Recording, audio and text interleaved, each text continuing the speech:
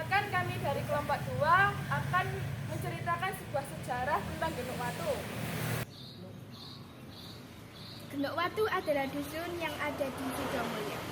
Genuk Watu memiliki sejarah atau cerita yang menceritakan suatu kejadian kelam yang menimpa sepasang pengantin baru. Kami menelusuri dan mencari dari berbagai sumber bagaimana cara melengkapi kronologi kejadiannya dan apa itu Genuk Watu sebenarnya. Awal sekali ketika daerah ini masih berupa hutan belantara, jalan Genuk Watu ini masih berupa jalan para pembesar Majapahit dari Tarik ke Kerajaan Majapahit Pusat. Ada cerita bahwa salah satu anak pembesar dari Kerajaan Majapahit atau kerabat Majapahit yang ada di Tarik, mereka akan berkunjung ke Kerajaan Majapahit itu dan melewati jalan ini. Mereka adalah pengantin baru dengan rombongannya. Pengantin tersebut adalah Mas Dokoro dan Nyai Mas Dokoro. Rombongan tersebut membawa perbekalan untuk berkunjung. Salah satunya adalah emas, buah-buahan, sayuran, dan lain-lain.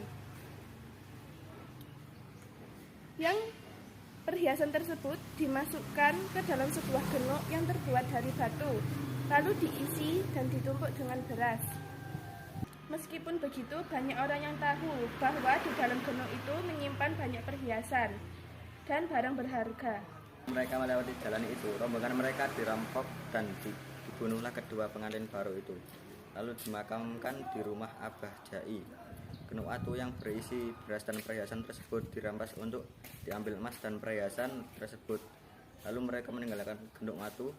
Genuk Watu itu dari itulah warga menyebut daerah sini dengan Genuk Watu karena peninggalan dari Mas Dokoro berupa genuk batu.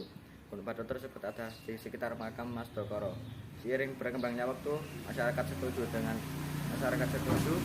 untuk memberikan nama dusun ini dengan sebutan Genuk Watu. Ini adalah makam dari Mas Dokoro beserta istrinya.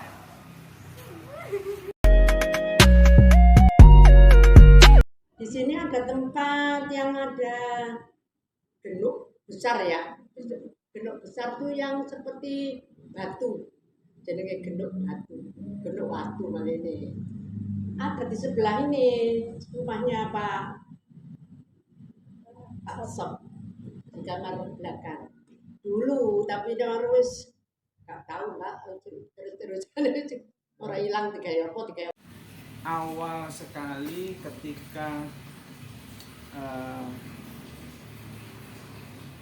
desa atau dusun ini itu masih berupa belantara itu, jadi mungkin kalau perhitungan tahun Pak Sof kurang tahu pasti, menurut beberapa orang yang Pak Sof wawancara itu sekitar setelah Majapahit lah gitu.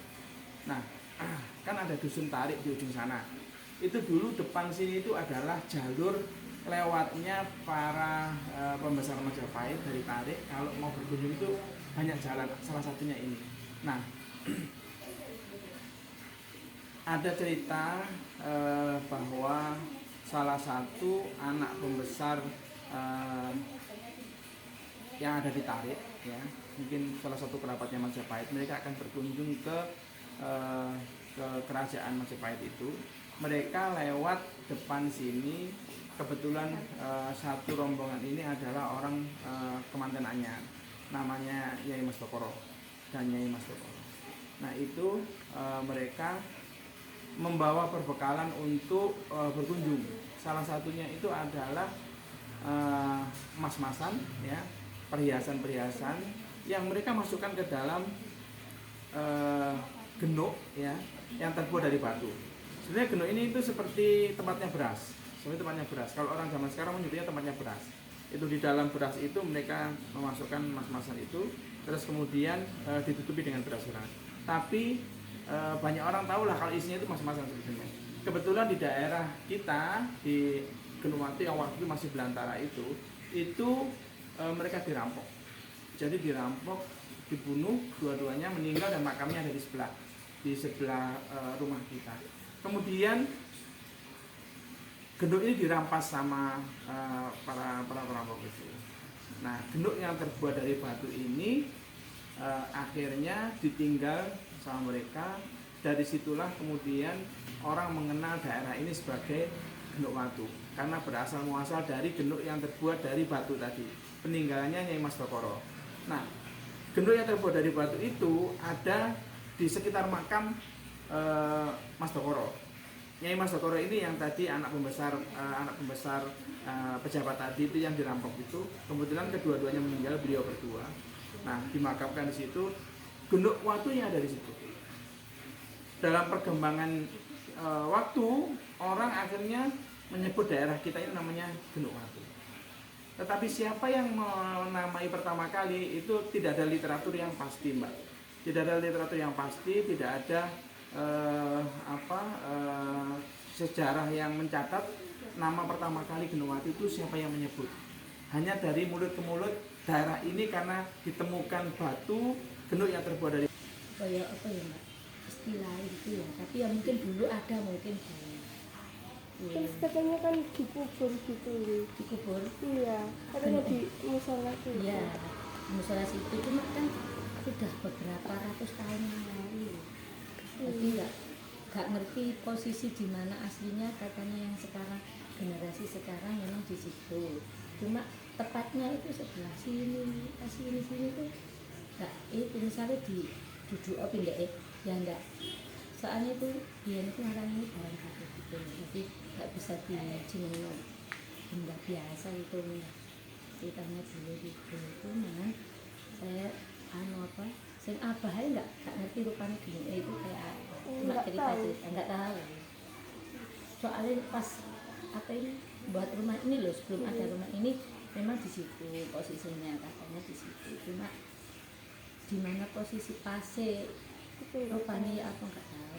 Jadi bentuk terus warnanya tuh Nggak tahu. Cuma katanya terbuat dari batu gitu ya katanya.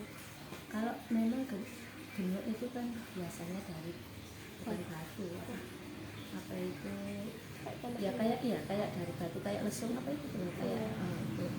Cuman bentuk yang aslinya nggak tahu. Itu istilahnya seperti itu, tapi nggak tahu bentuknya pastinya.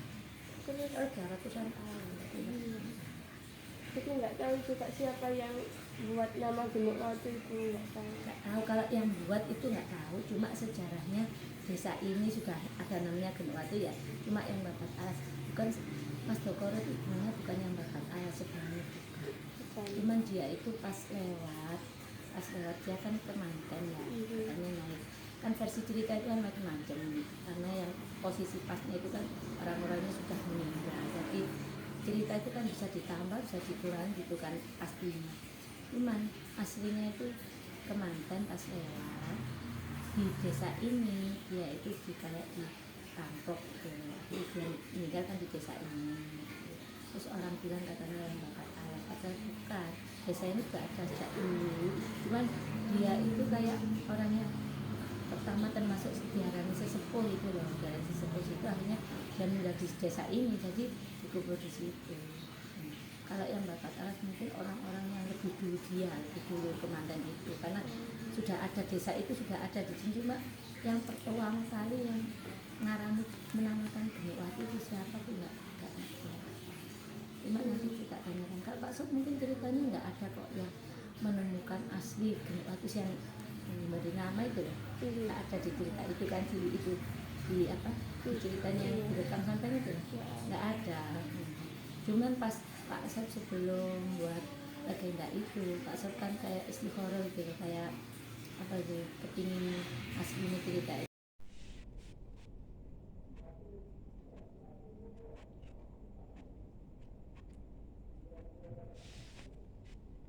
Bapak yang ngaji, iya, terus ngaji yang jenis open.